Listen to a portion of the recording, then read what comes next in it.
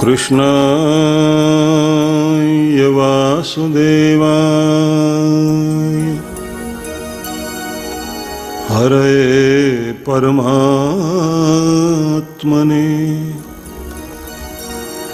प्रणतक्लेशनाशाय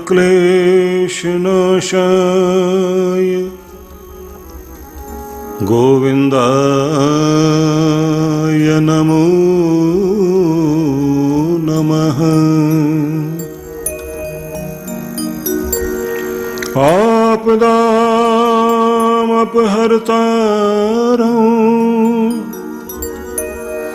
दातारं सर्वसंपदां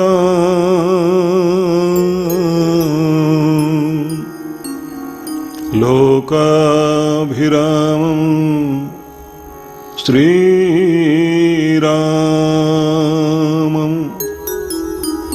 भूयो भूयो नमाम्यहम्। ओम श्री परमात्मने नमः। ओम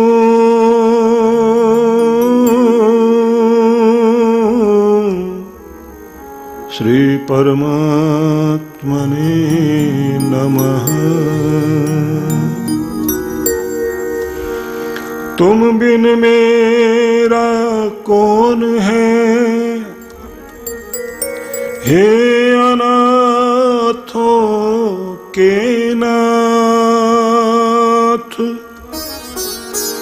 इस अपार संसार में पकड़ उबारो हाथ। अलख लखा लालच लगा, कहत नावे बैन। निज मन धसो स्वरूप में, सतगुरु दीनी सैन। सतगुरु दीनी सैन। दोनों हाथ जोड़कर सभी मन ही मन अपने ईश्वर को स्मरण कीजिए, उनके स्वरूप का ध्यान कीजिए। अनुभव कीजिए कि आप एक महान शक्ति जो धरती आकाश ब्रह्मांड तक फैली हुई है, उसे अपना हाथ पकड़ा रहे हैं। इस भवसागर से पार होने के लिए और अपना आत्म कल्याण करने के लिए प्रार्थना यही कि मुझे अपने धर्म मार्ग पर, सत्य मार्ग पर, अपने प्रेम के मार्ग पर कुछ कदम आगे बढ़ने के लिए मेरी सहायता करो। शेष पग, बाकी कदम मैं स्वयं उठा लूंगा। जब गिरूं तो संभालना, भटकूं तो मुझे राह दिखाना। जब उलझ जाऊं, उलझन सुलझाने की सुबुद्धि देना। जब कर्तव्य भूल जाऊं, मुझे मेरा कर्तव्य, मेरा फर्ज याद दिलाना। मुझे मेरे सद्गुरु के प्रति श्रद्धा की संपदा देकर उसे बढ़ाते रहना। मेरे जीवन के नियम अखंड हों। मेरा ध्यान प्रभु आपके चरणों में अखंड हो। मेरा कोई भी कर्तव्य शेष न रहे इस संसार में। एक कर्म योगी का जीवन कर्मठता से व्यतीत कर सकें और कमल के पुष्प की तरह इस संसार सरोवर में ऊपर उठकर खिलें, शोभायमान हो, और यह पुष्प आपके चरणों तक पहुंच सके, यह आशीष हमें दीजिए। हमारी वंदना को स्वीकार करना प्रभु। ओम शांति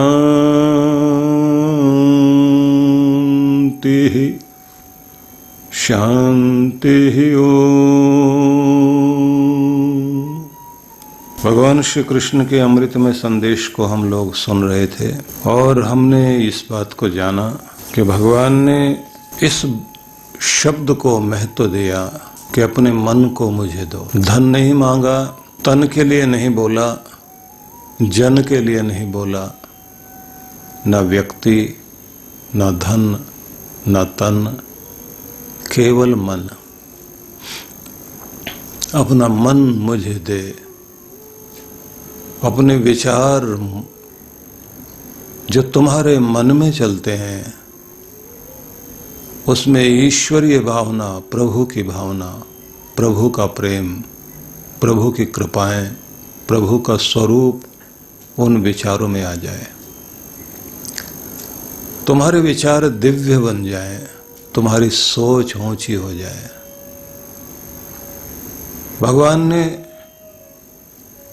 हमारे मन को डिवाइन माइंड बनाने के लिए, दिव्य मन बनाने के लिए हमें आमंत्रण दिया और इस पर हम लोगों ने विचार किया कि किस प्रकार से हम अपने मन को प्रभु में बना सकते हैं। आइए आज अगले संदेश को हम सुने जो भगवान श्री कृष्ण ने आदेश के रूप में दिया, जहां वो कहते हैं कि तुम्हारा ये मन मुझ में इसको पिरो दो। मय्येव मन आधस्व मयि बुद्धिम निवेशय। मन भी मुझ में लीन हो और बुद्धि का निवेश भी मुझ में। निवसिष्यसि मय्येव अत ऊर्ध्वम न संशय। मन तुम्हारा मुझ में लग जाए, बुद्धि भी मुझ में लीन हो जाए, निश्चित रूप से तुम मुझ में निवास करोगे, प्रभु में हो जाओगे। इसमें कोई संशय नहीं, संदेह नहीं है। निश्चित बात है कि मन और बुद्धि जहां लग जाते हैं तो वहीं हम भी लग जाते हैं।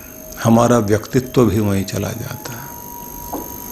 जहां मन गया, बुद्धि जहां गई, और वहां जाते ही हमारी पूरी ऊर्जा, पूरी चेतना, पूरे शरीर का स्वरूप उधर की तरफ मुड़ जाता है। निर्णय करने का काम, डिसीजन लेने का काम बुद्धि करेगी, विचार करने का काम मन करेगा। मन अच्छे बुरे दो तरह के विचार हर समय उत्पन्न करता है, इसलिए मन को कहा गया है ये संकल्प विकल्प आत्मक मन है। मन की परिभाषा यही दी है कि जिसमें दो तरह के विचार हर पल चलते हैं, एक पॉजिटिव, दूसरा नेगेटिव। उत्तर दक्षिण दोनों तरह के विचार मन में एक साथ आएंगे, हर्ष के भी, शोक के भी, अच्छे भी, बुरे भी। दोनों में से फिर एक को चुनने के लिए निर्णय करने की शक्ति पीछे बैठी भी, उसका नाम है बुद्धि।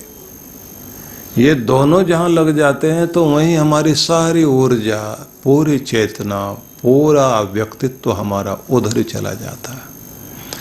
इसलिए मन और बुद्धि अगर संसार में लग जाते हैं तो जिस चीज पर मन लग जाएगा ये उसको बढ़ा देता है। बुद्धि जिस चीज का निश्चय कर ले,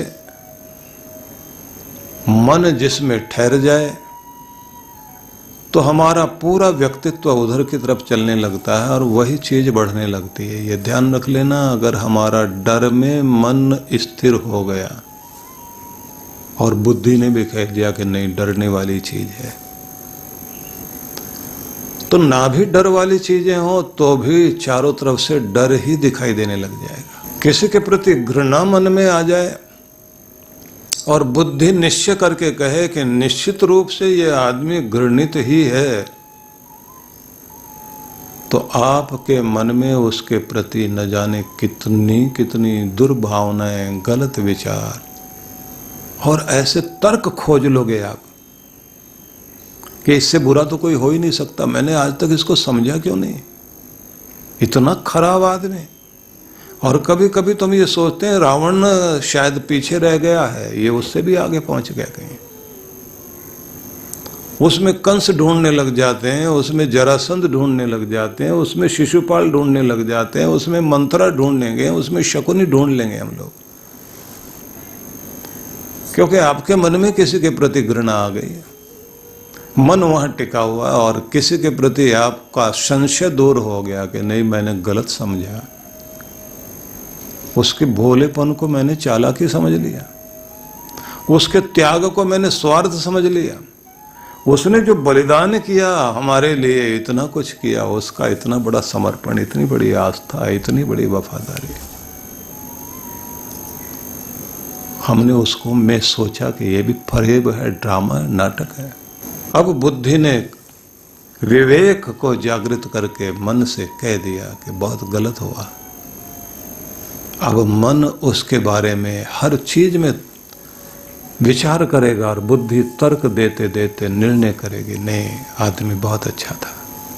अब उल्टी तरफ लग गया मन, और उल्टी तरफ लग गया तो अब उसी के अंदर गुण ढूंढना शुरू करेगा। पर कमाल की बात यह है कि ये मन और बुद्धि जब भगवान की तरफ लगते हैं तो फिर ये दोनों रहते ही नहीं है, लीन हो जाते हैं। भगवान में लगने का मतलब है कि मन का खो जाना, बुद्धि का शांत हो जाना, कोई तर्क नहीं, कोई विचार नहीं, क्योंकि वहां धारा जहां से परमात्मा का, माया का साम्राज्य जहां खत्म होता है, माया का आकर्षण, माया जो नीचे की तरफ खींचती है, जो ये पृथ्वी की ग्रेविटेशन है, जो ये गुरुत्वाकर्षण है, ये जो नीचे खींचने वाली शक्तियां हैं, जहां से ये खत्म हो जाती है और जहां से वो ऊपर की तरफ खींचने लगता है, तो एक बीच की स्थिति आ जाती है, न तो ऊपर जा पा रहे न नीचे जा पा रहे। उसको भी तोड़ने के लिए फिर ताकत जरूरत पड़ती है, गुरु की ज्यादा बड़ी पावर चाहिए तब। और उसको भी पार करके जब आप भगवान की तरफ जाने लग जाते हैं तो मन और बुद्धि तो खो जाते हैं, क्योंकि वो संसार में रह जाते हैं।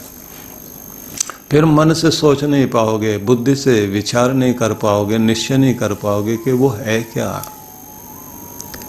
इसलिए कहते हैं कि भगवान के लिए कि क्या बताऊं क्या खूबी है मेरे महबूब की, दिल में आता है, समझ में नहीं आता। उसको समझने के लिए हृदय चाहिए, प्रेम चाहिए, उसके लिए फिर मन बुद्धि काम नहीं करेंगे। इसलिए किसी फूल को तोड़कर आप उसके बारे में नहीं जान सकते, किसी ढोल को या किसी सितार को तोड़कर, हारमोनियम को खोल खोल कर अलग अलग करके आप संगीत ढूंढने की कोशिश करें तो नहीं पता लगेगा, क्योंकि बुद्धि वहां नहीं जा सकती। और मजे की बात यह है कि इसे सीखने के लिए या संगीत में जाने के लिए या प्रेम में जाने के लिए जहां मन और बुद्धि दोनों खो जाएं, वहां का तो खेल ही बिल्कुल उल्टा है। बड़ा शौक था किसी राजा को संगीत सुनने का, तो उसने एक संगीतकार को बुला लिया और उससे कहा, आपके बारे में बड़ा सुना, बहुत अच्छा सुनाते हो, बहुत अच्छा गाते हो।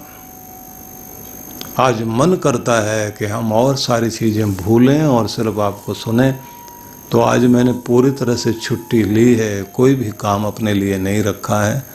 आज उत्सव का दिन है, महोत्सव का दिन है, संगीत में आनंद लेने का दिन है।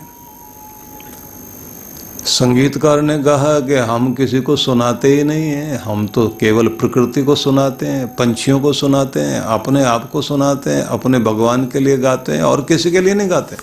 और अगर आप कहते ही हैं तो हम आपके लिए सुनाएं, पर हमारी तो एक शर्त है कि अगर हम सुनाएंगे तो फिर आप अपने लोगों को बैठाओ जरूर, पर सब सीधे बैठने चाहिए, सजग बैठने चाहिए, गर्दन नहीं हिलनी चाहिए, हाथ नहीं हिलना चाहिए, घुटना नहीं हिलना चाहिए, और कोई घुटनों पर जो ताल देने लग जाता है ना महाराज, वो तो बिल्कुल नहीं होना चाहिए। ऐसे ठूंठ की तरफ बैठे सब लोग, हिले कोई भी नहीं। मन बुद्धि को ऐसा सजग कर लें, पत्थर की मूर्ति बन के सब लोग बैठे, और महाराज अगर किसी की गर्दन हिल जाए, कोई झूमना शुरू कर दे और कोई हिलना शुरू करे, तो उसका नाम उसी समय आप नोट कर लेना और बाद में बाहर ले जाके उसकी गर्दन काटनी जब मैं कहूं। तो अगर ये सब आप तैयार हैं तो फिर संगीत सुनाया जाए। नहीं तो महाराज आपके दरबार में राग दरबारी गाने वाले, जी हुजूरी करने वाले तो बहुत लोग हैं, फिर उनको सुनो आप। मेरी शर्त को आप पालन कर सकते हो तो फिर संगीत का आनंद लेने के लिए तैयार रहिए। उसने, राजा ने अपने समस्त दरबारियों को और सभी नागरिक लोगों को निमंत्रण दिया कि संगीत सुनने के लिए लोग आ जाएं, लेकिन जैसे ही द्वारपाल से सुना कि यहाँ तो तलवार भी चल सकती है, तो बहुत सारे तो भाग खड़े हुए। कुछ लोगों ने जो अंदर थे आ ही गए, क्योंकि वापस जाते तो शायद उनको था कि राजा कहीं जो है सजा ना दे, तो वो आ गए बेचारे। और उसके बाद उन्होंने ये की बात समझी कि जान प्यारी है, संगीत वंगीत तो अपने घर सुन लेंगे या कहीं और सुन लेंगे जाकर, यहां तो बिल्कुल मूर्ति बनकर बैठना है, ठूंठ बनकर बैठना है, हिलना बिल्कुल नहीं है। पेड़ जिसके ऊपर की शाखाएं कट गई, क्योंकि शाखाएं होती हैं तो पेड़ हिलता है, लेकिन जिसकी शाखाएं कट गई हो तो वो ठूंठ कहलाता है, जो गड़ा तो हुआ जमीन में, अब उसको हवा हिला नहीं सकती, बिल्कुल स्थिर है, मूर्ति की तरह बैठना। तो सबको पंक्तियों में बैठाया गया, डिस्टेंस रख करके बैठाया गया। 3 बार सबको सावधान सावधान कहा गया और सबको कहा हिलना डुलना बिल्कुल नहीं। आदमी सामने रहेगा, आप लोग पर नजर रहेगी, नाम नोट किए जाएंगे, जिनकी गर्दनें हिलेंगी, जिनका शरीर हिलेगा तो बाद में गर्दन काटी जाएगी। आदमी सोचे कहां फंस गए आज, इस संगीतकार से हमें क्या लेना देना, जान बचे और लाखों पाए। बैठ गए सब लोग। राजा ने कहा शुरू करिए। अब उन्होंने शुरू किया, संगीत शुरू हुआ, साज बजने लगा, ढोल की थाप, नगाड़े की थाप, मृदंग बजने लगा, और फिर मंजीरे तरह तरह के, सभी तरह के मृदंग के साथ मंजीरे, और जितने भी तरह के साज थे, जैसे उन्होंने थाप पड़ते जाए, सितार बजता जाए, बांसुरी बीच में बजे, अलग अलग तरह के साज जैसे छेड़े गए, और इतने अच्छे ढंग से कि पूरा वातावरण ही तरंगित होने लगा, जमीन से आसमान तक ऐसा लगने लगा अभी तो गाया भी नहीं है, साज ही शुरू हुए हैं। और राजा कहता है बहुत आनंद आ रहा है, आज समझ में आ रहा है कि संगीत क्या होता है। और उसने भी लोगों से कहा कि भाई और दिन होता तो मैं तुम्हें कहता ताली वाली बजाओ, लेकिन आज हिलना नहीं है, बैठो आनंद लो, बहुत आनंद आ रहा है। और राजा को मुस्कुराता देखकर सब लोगों के चेहरे पर मुस्कुराहट आई। और इधर तान लेकर के, आलाप लेकर के संगीतकार ने अपना संगीत शुरू किया। गायक जैसे ही अपना गान शुरू कर रहा था, साज बीच बीच में रुके, और जैसे जैसे आरोह अवरोह हो ताल के साथ जैसे जैसे संगीत आगे बढ़ने लगा, पूरे वातावरण में इतने संगीत का वातावरण अद्भुत ढंग से मधुमय हो गया, माधुर्य से भर गया, रस से युक्त हो गया। हर एक आदमी आनंदित है, लेकिन सबको आनंद तो लेना है, लेकिन सावधान रहना है, हिलना नहीं है। और सब अपने अपने मन में कहें ना तो आज नींद आनी चाहिए, और ये जो इसका संगीत सुन भी रहा है ना, बस ना ही सुना जाए तो अच्छा है, क्योंकि जान प्यारी है। थोड़ी देर के बाद में संगीत जैसे आगे बढ़ा और फिर संगीत में कोई एक कहानी लेकर के शुरू हुई कि इस तरह से कोई एक राजा रानी और फिर उनके जीवन के उतार चढ़ाव, और फिर वो कैसे किसी दुख की घड़ी में चलते चलते और एकाएक जीवन में खुशी आई, और खुशी में आकर के जैसे राजा महाराजा और उसके परिवार के लोग आनंदित हो रहे हैं, ऐसी कोई कहानी चल रही है। अब वो कहानी चलते चलते जो है उन्होंने कहा कि बस आज राजधानी पूरी आनंद में है, इतने आनंद में है कि उनको अपने जीवन के इतने बड़े कष्टों के बाद में खुशियाँ मिली, और उसी के साथ साज बदला। और इस बार जो धूम मची है, इतनी कमाल की धूम मचाए गए कि एक एक व्यक्ति भूल गया हम कहाँ बैठे हैं, लगे लोग झूमने। किसी ने अपने घुटने पर ताल देनी शुरू की, कोई गर्दन से ऐसे लहराए जैसे जो है बीन के आगे सांप लहराता है, कोई आगे पीछे हिल रहा है। भूल गए लोग कहाँ बैठे हैं।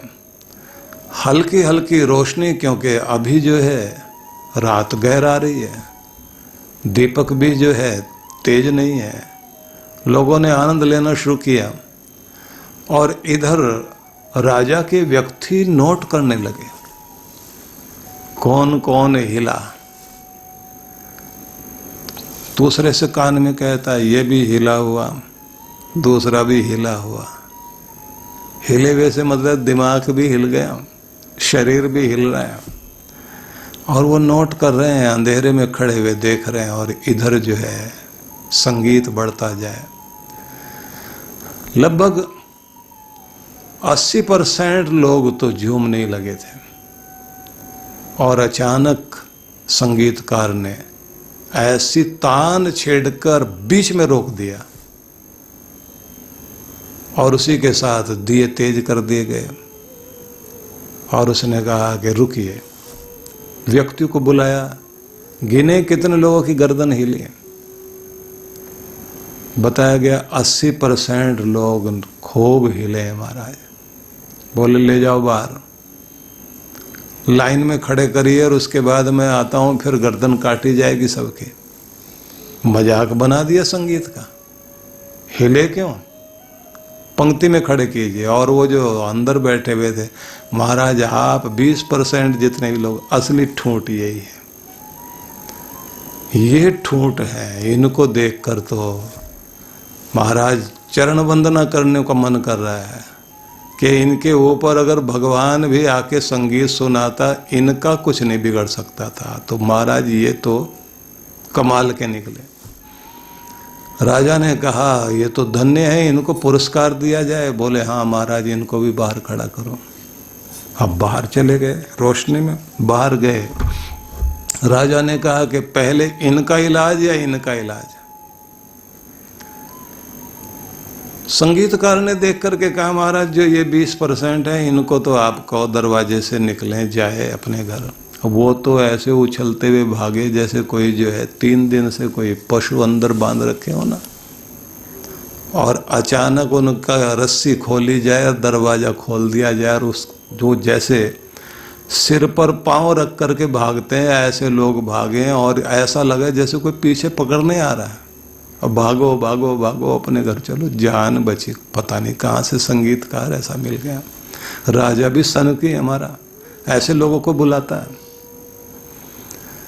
राजा ने जो बाहर खड़े थे उनके लिए जल्लाद बुलाए, तलवारें लेकर सब आ गए।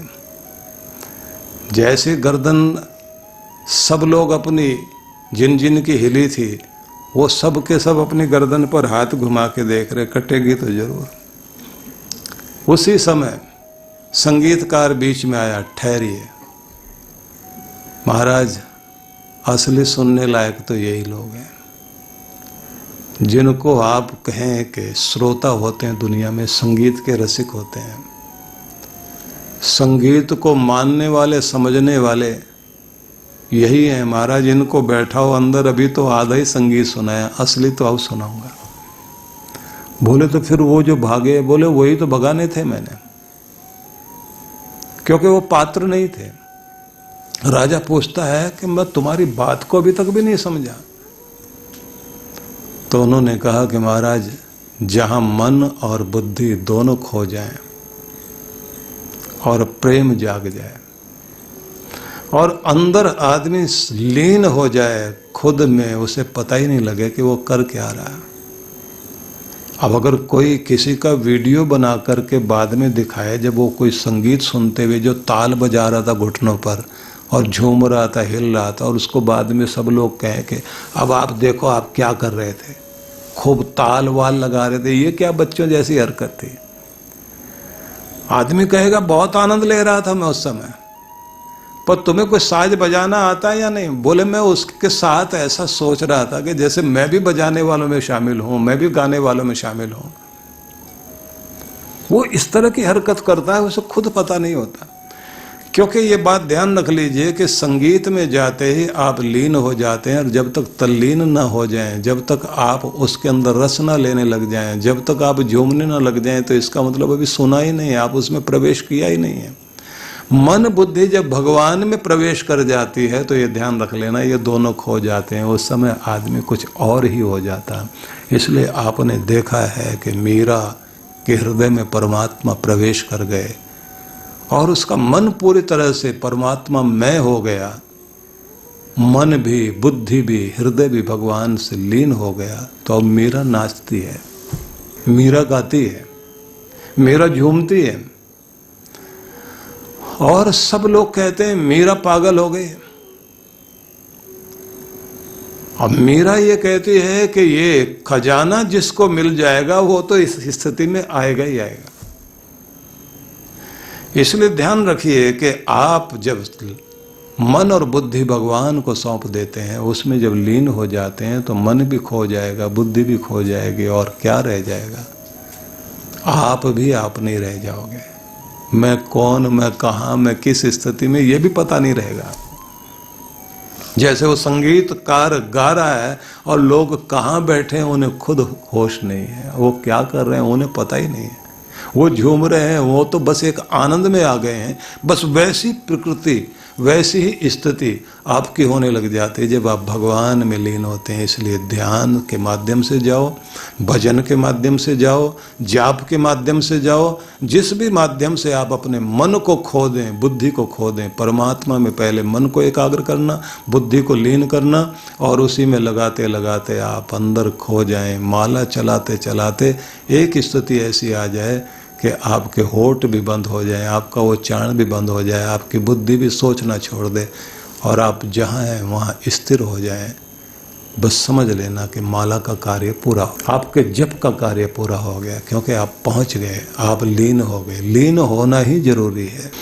इसलिए बड़ा अद्भुत संदेश नारद भक्ति सूत्रों में दिया गया है कि भक्ति क्या है? सातु अस्मिन परम प्रेम रूपा।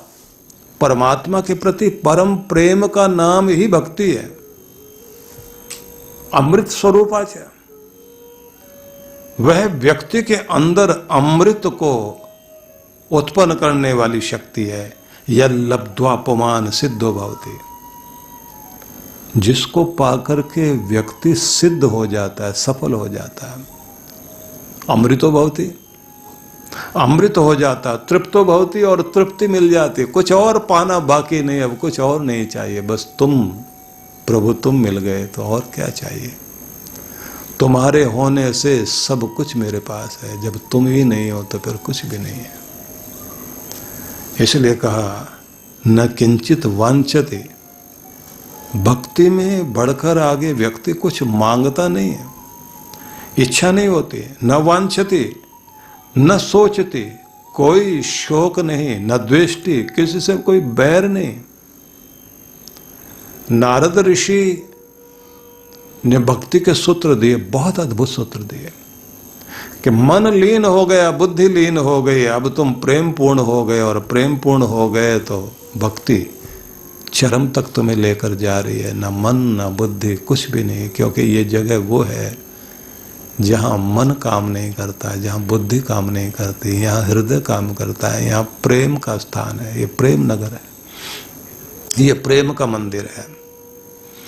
क्योंकि प्रेम पूर्ण होकर के ही परमात्मा के प्रेम को पाया जा सकता है। ये सीधा नियम है। प्रेम में भरपूर होकर के ही आप परमात्मा के अतिशय प्रेम को प्राप्त कर सकते हैं। और जब आप प्रेम पूर्ण होते हैं तो आपको बहुत बहुत प्रेम वापस दिया जाता है। शांत भाव से चित्त को स्थिर करते हुए, प्रेम पूर्ण रहते हुए, अपने आप को परमात्मा का नाम जपते जपते लीन होने दें, तल्लीन होने दें, खो जाने दें, भगवद्मय हो जाएं, भावपूर्ण हो जाएं। मैं नहीं, बस तू ही तो, तू ही तो, तू ही तो, तू तो करता, तू भया, मुझ में रही ना हूँ। कोई नाम आपका बोलता है तो आप कहते हूँ, मैं बोल रहा हूँ ना, मतलब मैं हूँ करता है आदमी, तो ये अपने अहम का परिचय देता है। तू तो करता, तू भया, तेरा नाम लेते लेते मैं तेरा रूप ही हो गया हूँ, मुझ में रही ना हूँ, अपने हूँ को भूल गया हूँ। वारी तेरे रूप पर जित देखूं तित तू, अब जिधर देखता हूँ तू ही नजर आता है। हर बच्चे में अपना बच्चा दिखाई देने लग जाता है। और माँ को जब बहुत प्रेम पूर्ण होती है, माता पिता के सामने किसी का बच्चा भी रो रहा हो तो एकदम वो मुड़ के देखते हैं कि मेरा बच्चा तो नहीं है। और गुस्सा आता है उनको रुलाने वाले को देख के, और जाके डांटेंगे, चुप कराओ ना बच्चे को। और कोई लोग तो डांट देते, तुम्हारा बच्चा है क्या, तुम क्यों बोल रहे हो? हमारा है, रो रहा है तो रो रहा है, हमें पता है क्यों रो रहा है। आदमी कहता बर्दाश्त नहीं हो रहा, रोता हुआ नहीं देखा जा रहा, क्योंकि अपना बच्चा याद आ रहा। जब आप प्रेम पूर्ण हो जाते हैं, दुनिया भर के बच्चे अपने बच्चे लगने लग जाते हैं।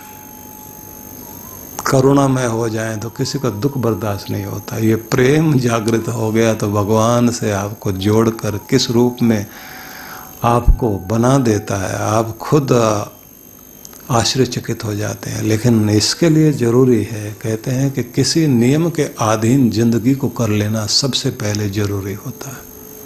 कोई नियम अपने जीवन में ले लीजिए, और वो नियम परमात्मा के लिए है, ये मान करके आप उधर चलें। और उसके बाद आता है आत्मसंवाद, खुद से खुद के साथ वार्तालाप करना। स्वामी रामतीर्थ ये प्रयोग करते थे, उस पर भी हम लोग चर्चा करेंगे। लेकिन एक और बिंदु है जिस पर आप ध्यान देंगे कि अखंड है परमात्मा, अखंड दीप उसके लिए जलाया जाता, अखंड भक्ति की जाती है, अखंड भंडारा करते हैं लोग, अखंड कीर्तन उसके लिए करते हैं। तो उसको प्राप्त करने का नियम यह है कि आप भी मन को अखंड कर लें, स्वयं को भी अखंड कर लें। मतलब मन के टुकड़े खंड खंड खंड में मन रहता है, थोड़ा यहाँ, थोड़ा वहाँ, थोड़ा वहाँ। यहाँ बैठे बैठे भी आपका ध्यान जो है न जाने कहाँ कहाँ घूम करके आ जाएगा। जब आप अखंडित मन को कर लेते हैं, टूटे ही नहीं, बटे ही नहीं, बिखरे नहीं, जाए नहीं कहीं, एक जगह अखंड बना ले, तो अखंड रस परमात्मा का मिलना शुरू हो जाता है। इसलिए मन को टुकड़ों में नहीं बंटने देना चाहिए। जिस काम में लग गए। इसलिए प्रैक्टिस करनी होती है कि आप कोई भी काम कर रहे हैं तो उसमें पूरा मन अपना लगा दीजिए। भोजन करते समय भोजन में पूरा मन रहे, संगीत सुनते समय संगीत में, हंसने पर आ गए तो हंसने की बात कुछ देर तक का नियम बना लें कि अभी हास्य रस में है, तो अभी जिंदगी में के रोम रोम को आप संगीत से जैसे भर लेते हैं, ऐसे आप हास्य से भर रहे हैं। कोई भी काम करें पूर्ण एकाग्रता, खंडित मन न होने दें। तो अखंड दीप चाहिए, अखंड भजन, अखंड सेवा, अखंड का नियम इस तरह हो जाए कि अगर भंडारा भी करना हो तो फिर किसी दिन अखंड कीर्तन चला है तो अखंड भंडारा चले। अटूट भंडारा करते हैं लोग, बीच में टूटे नहीं। अटूट रूप में ही मन को रखना है आपने, टूटे नहीं, एक ही तरफ लगन लगी रहे, उसी में आप खाएं, बैठें, विचारें। खेलते खेलते बच्चों को जब अपने खेल में मग्न हो जाते हैं तो चोट भी लग जाए तो उन्हें पता भी नहीं लगता। खून बहने लग जाता है और कोई देख करके कहे तुम्हारे तो पांव में खून निकल रहा है, अब वो दर्द नहीं हो रहा उसको, क्योंकि अपने खेल में लीन है। पर खून को देखते उसको लगता मां मारेगी, अब कहां चोट लगवा के आया। अब सहानुभूति लेने के लिए पहले रोना शुरू करेगा। अब रोना शुरू किया तो माँ उसको डांट नहीं रही, गले लगा के कहती है मेरे बच्चे को बहुत दर्द हो रहा है, क्या हुआ था बेटा, किसने मारा। अब सहानुभूति वाली बात, और वो अंदर से जानता है कि मैं ड्रामा कर रहा हूँ, कोई दर्द वर्द नहीं है। लेकिन जब सब लोग अरे तुम्हें तो बहुत ज्यादा लगी, फिर उसे दर्द होना शुरू होता है। हाँ सच में ज्यादा लगी, मुझे तो पता ही नहीं लगा, गरम गरम चोट थी। अब महसूस करा दिया गया तो उसको महसूस होने लगा कि हाँ चोट लगी है। जब आप लीन हो जाते हैं दर्द भूल जाएंगे दुनिया के, जब परमात्मा में खो जाएंगे तो भूल जाएंगे सबको। तो टूटने ना दें, बिखरने ना दें मन को। और जब अखंड रस लेने लग जाते हैं तो भीतर गुरु के संदेश मिलने शुरू हो जाते हैं। गुरु तब आपके अंदर बोल रहा होता है। पहले तो आपको सुनने की आदत डालनी होती है कि बाहर बैठे सत्संग में गुरु बोले आप सुन रहे हैं। एक समय वो आता है जब आपको अपने अंदर से गुरु की आवाज़ सुनाई दे रही होती है, और एक समय वो आता है कि जब आप अपने ध्यान में वहाँ पहुँच जाते हैं, जब भगवान की आवाज़ सुनाई देने लग जाती है, और तब आपके अंदर मंत्र उतरते हैं। और वो स्थिति होती है किसी ऋषि की, किसी के अंदर वो स्थिति आती है किसी भक्त के, उसको कुछ कविता जैसे चीजें प्रकट होने लग जाती हैं, किसी को सूत्र प्रकट होने लग जाते हैं। एक आइडिया आया, उसने नोट कर लिया, अथा तो ब्रह्म जिज्ञासा, दर्शन शास्त्र शुरू हो रहा, अथ योगानुशासनम, पतंजलि लिख रहे हैं, पहला सूत्र आ गया। योग के अनुशासन का नाम, अनुशासित हो जाना ही योग है। एक एक सूत्र उतर रहा है व्यक्ति के जीवन में, पहला ही वाक्य आया, पहला ही सूत्र आया, किसी को गीत संगीत निकलकर अंदर आया। गुरु नानक देव के स्वरूप को देखिए, उनके अंदर जो है भक्ति और ज्ञान शब्द बनकर उतरा। कबीर के अंदर देखिए, महात्मा बुद्ध के संदेशों को आप देखें, और महावीर स्वामी के तो सूत्र देखिए आप, एष धम्मो सनातन, महावीर स्वामी कह रहे हैं। तो मैं ये निवेदन करना चाहता हूं कि आपको अखंडित होना चाहिए। दूसरी बात जो बहुत महत्वपूर्ण है, प्रभु का सेवक बनना है। अगर आप चाहते हैं कि आपके जीवन में वो चमत्कार घटे जो जिसके बारे में सुना करते हैं आप, तो वो चमत्कार तभी घटेगा जब आप परमात्मा के सेवक बने। और सेवक बनने का मतलब होगा कि परमात्मा की राह में आपने कुछ दांव पे लगाना, अपनी प्रतिभा लगाओ, भगवान के मार्ग में अपना टैलेंट यूज कीजिए। अपने टैलेंट से दुनिया को फायदा दो, अपनी क्षमता का फायदा दो, अपने गुणों का फायदा दो, अपने तन से सेवा करते हुए फायदा दो, अपनी विद्या से फायदा दो। जिस चीज को आप जानते हो, धन का गुण है आपके पास, धन कमाने का, धन के माध्यम से आप परमात्मा की सेवा करिए। विद्या है, विद्या के माध्यम से परमात्मा की सेवा कीजिए। मतलब परमात्मा के बंदों की सेवा करते हुए परमात्मा के प्रिय पात्र, प्रेम पात्र बनना।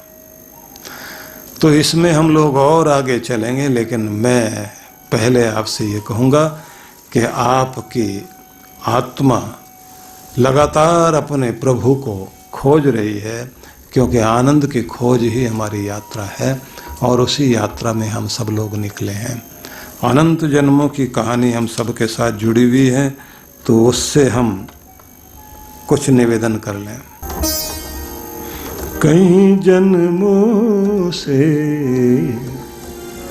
बुला रही हूँ, कोई तो कारण जरूर होगा।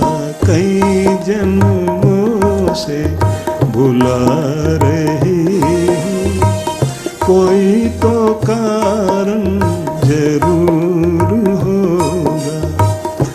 चलते चलते पहुँच न पाई, चलते चलते पहुँच न पाई, मेरी लगन का कसूर होगा।